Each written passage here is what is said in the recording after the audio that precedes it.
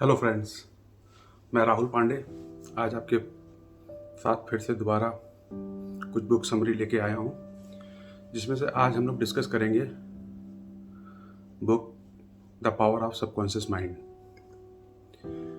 इस बुक में बताया गया है कि कैसे हमारा जो सबकॉन्शियस माइंड है, जो कि हमारी जो मेमोरी की डाटा स्टोरिंग एक प्लेस है हमारे ब्रेन के अंदर, जिसको हम सबकॉन्शियस माइंड कहते हैं, कैसे हमारी ज़िंदगी में बदलाव लाता है। तो अभी हम शुरुआत करते हैं the power of subconscious mind. तो इस बुक में बताया गया है कि कैसे हमारा जो ब्रेन है वो वर्क करता है।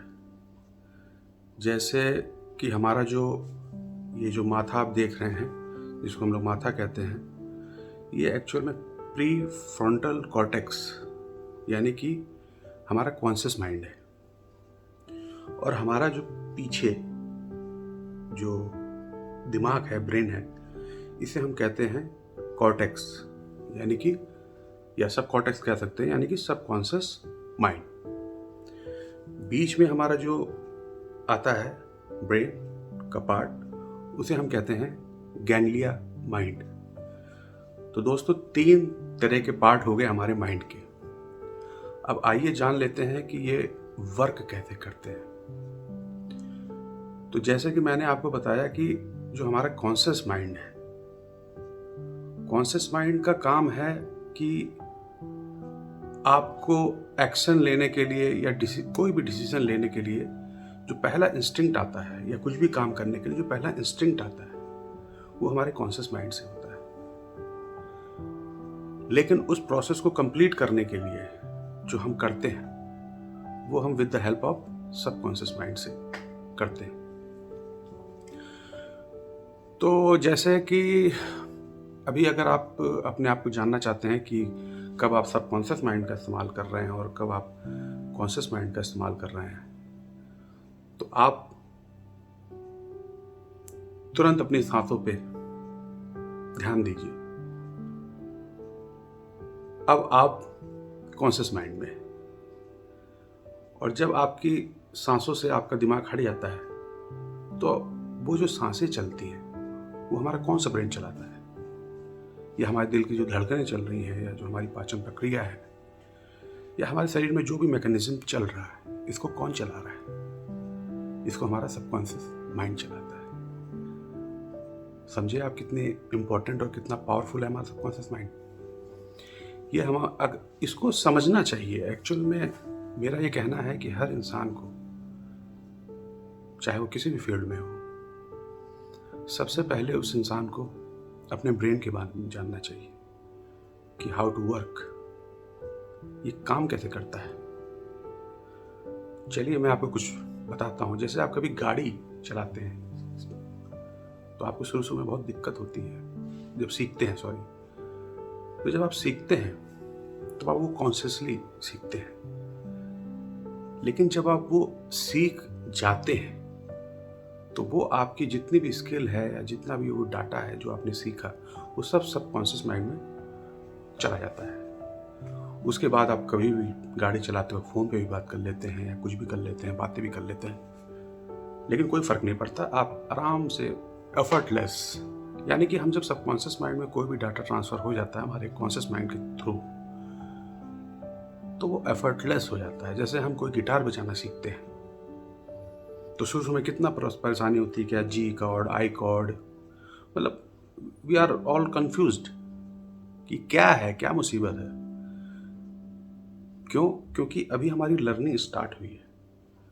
अभी मैं आगे चल के आपको यही बताने वाला हूँ कि ये जो परेशानियां हमें शुरू में आती हैं, ये आती क्यों हैं। फिर धीमे धीमे जब हम इस चीज़ पे परसिस्टेंस और परसुएंस के थ्रू इसको धीमे धीमे करने लगते हैं, तो वो एक समय बाद आकर के सबकॉन्शियस माइंड में हमारी सारी स्किल, सारा डाटा, जो भी हमने सीखा है, जो हमारी लर्निंग है, वो ट्रांसफ़र हो जाती है और हम उस स्किल के मास्टर हो जाते हैं। कभी भी लाइफ टाइम हम कभी नहीं भूलते। हमारे सबकॉन्शियस माइंड में अगर कोई भी चीज़ आ गई एक बार, तो वो हम हमेशा याद रखते हैं। ये खास बात है सबकॉन्शियस माइंड की। अब आइए हम आपको जान लेते हैं कि गैंग्लिया माइंड क्या होता है। गैंग्लिया माइंड जो हमारे सर के बीच में स्थित होता है, ये एक्चुअल में इसको हम शिकारी दिमाग भी कहते हैं। इसकी उत्पत्ति लगभग 70,000 साल पहले, ये डेवलप कैसे हुआ, उसकी उत्पत्ति 70,000 साल पहले, जब हम सब मानव, जो हम लोग होमोसेपियंस कहलाते थे, तो हम लोग जंगलों में रहते थे। तो हमारे पास आजीविका या भरण पोषण का सिर्फ एक ही था, शिकार, क्योंकि चारों तरफ जंगल थे, हमें शिकार करना पड़ता था और चारों तरफ जंगल थे, तो उसमें ये होता, हम कबीले में रहते थे, हमारा परिवार पूरा हम लोगों को छोड़ता था, हम जाते थे, शिकार करके आते थे, कई हफ्ते तो लग जाते थे, कई दिन लग जाते थे, लेकिन अंततः हम कुछ शिकार करके लाते थे और फिर उसी को हम लोग महीने भर खाते थे। लेकिन आप शायद इस चीज़ को आपको ज्ञात होगा कि जंगल में सबसे कमज़ोर प्राणी 2 पैरों वाला ही होता है। तो उस वक्त जब हम लोग जाते थे तो हमारा शिकार खुद हो जाता था। तो कई बार जैसे कहीं झाड़ी में सरसराहट हो रही है, तो हम लोग में से कुछ लोग तो सोचते थे क्यों हो रही है, क्योंकि उनका माइंड डेवलप नहीं था। कुछ लोग कहते हैं चलो जरा चलते हैं, दूर हट जाते हैं। पता चला वहाँ शेर निकलता था, शेर जो खड़ा रहता उसको खा जाता था, जो दूर था वो बच जाता था, या फिर वो पेड़ पे चढ़ जाता था तो बच जाता था। लेकिन जब वो कबीले में वापस आता था तो बताता था कि मैं ऐसे से बचा। तो धीमे धीमे क्या हुआ कि हमारा जो ये गैंग्लिया माइंड है, ये एक सर्वाइवल माइंड की तरह धीमे धीमे बढ़ने लगा, और आज भी ये गैंग्लिया माइंड हमारे साथ है। ये सर्वाइवल माइंड है, ये हमें सर्वाइव करने के लिए बना हुआ है। जैसा कि आप जानते हैं कि आज के समय में अगर आप घर से बाहर निकलते हैं तो शायद आपके माइंड को सर्वाइव करने के लिए जद्दोजहद नहीं करनी पड़ती, क्योंकि हमारे लिए कोई खतरा नहीं है बाहर, घर के बाहर। तो आज ये दिमाग क्या करता है हमारा? आज ये दिमाग ये करता है कि ये हमें भी कोई भी कठिन चीज़ों से, जिससे हम अनकंफर्टेबल हों या कुछ भी नई स्किल्स हो, जिससे भी हम अनकंफर्टेबल हों, मतलब इसका मेन काम है हमें अनकंफर्टेबल होने से रोकना, हमारी बॉडी को जितना आराम मिल सके देना। तो जैसे आपको मैंने पहले बताया था कि जब हम गिटार सीखते हैं तो हमारे ब्रेन पे बहुत लोड पड़ता है, क्योंकि जब भी कोई नई स्किल सीखेंगे तो आपके जो ब्रेन सेल्स हैं, जो न्यूरॉन्स हैं, उनकी ट्रांसमिशन काफ़ी तेज़ी से बढ़ जाती है और ब्रेन पे एक लोड आ जाता है। तो वो लोड जैसे ही गैंग्लिया माइंड महसूस करता है तो अपने फीडबैक देने लगता है कि इसको रोक दीजिए, इसको आगे मत बढ़ाइए। लेकिन अगर हम रोक देते हैं तो हम वो स्किल आगे कभी सीख नहीं पाते, या जो भी नया काम करना चाह रहे हैं नहीं कर पाते।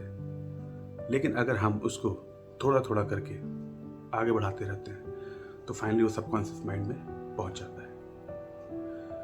देखिए, इंसान जो है वो अपनी आदतों का कठपुतला है। जैसी उसकी आदतें हैं वैसा इंसान है। तो अब बात ये आ गई कि कॉन्शियस माइंड से सबकॉन्शियस माइंड की जर्नी कैसे की जाए, क्योंकि बीच में तो गैंग्लिया है। गैंग्लिया जस्ट लाइक एक चौकीदार कह लीजिए, वो एक चौकीदार है, और वो चौकीदार कोई भी चीज़ों, जो आप नई चीज़ करते हैं, नई स्किल सीखते हैं, उसमें से उसको वो जज करता है, उसको देखता है कि कहीं कोई दिक्कत तो नहीं हो रही है। तो इसका एक ही रास्ता है कि कॉन्शियस माइंड से सबकॉन्शियस माइंड की जर्नी हम कैसे पूरी करें, कोई नई स्किल हम कैसे सीखें। तो आपने 80-20 प्रिंसिपल सुना होगा, तो वो यहाँ पे लागू होना चाहिए, स्टेप बाय स्टेप। कई बार क्या करते हैं कि हम लोग कहीं भी जाते हैं तो अचानक, जैसे जिम ज्वाइन किया, तो जिम जाते ही हम लोग सीधे लोगों को देखते हैं, कई बॉडी बिल्डर लोग वहाँ पे जिम कर रहे होते हैं, तो हम भी वहाँ जाकर के तुरंत ही बड़े बड़े वेट उठाना शुरू कर देते हैं। या फिर कोई भी अचानक वेट लूज़ करना है तो बस 1 महीने में 10 किलो घट गया है, या गिटार सीखना है तो बस 15 दिन में गिटार सीख लिया, 20 दिन में हमने तो ड्रम बजाना सीख लिया। ऐसा नहीं हो दोस्तों, गैंग लिया जाता है। तो आपको सबसे पहले अगर कोई भी नई स्किल सीखनी है या कोई भी नई हैबिट बनानी है, जैसे आपको मालूम है कोई हैबिट बनाने के लिए 21 दिन से 256 दिन, जो नई रिसर्च कहती है 21 दिन से 256 दिन लगते हैं। तो आपको पहले कोई भी हैबिट बनाने के लिए स्टेप बाय स्टेप चलना होगा। अगर आप जिम जा रहे हैं तो पहले 2 किलो का वजन उठाइए, फिर हफ्ते भर 4 किलो का वजन उठाइए, फिर उसके बाद 8 किलो। उससे क्या होगा कि आपकी जो 21 दिन की हैबिट है, यानी कि आप भले ही आपकी बॉडी न बन पाई, लेकिन आपने जिम जाने की जो हैबिट है एटलीस्ट वो पहले बनाई है। आपकी प्रेजेंस होनी चाहिए जिम में। आप गिटार भले ही 21 दिनों में ना सीख पाए, लेकिन आपकी हैबिट होनी चाहिए कि आपके हाथ में गिटार हो।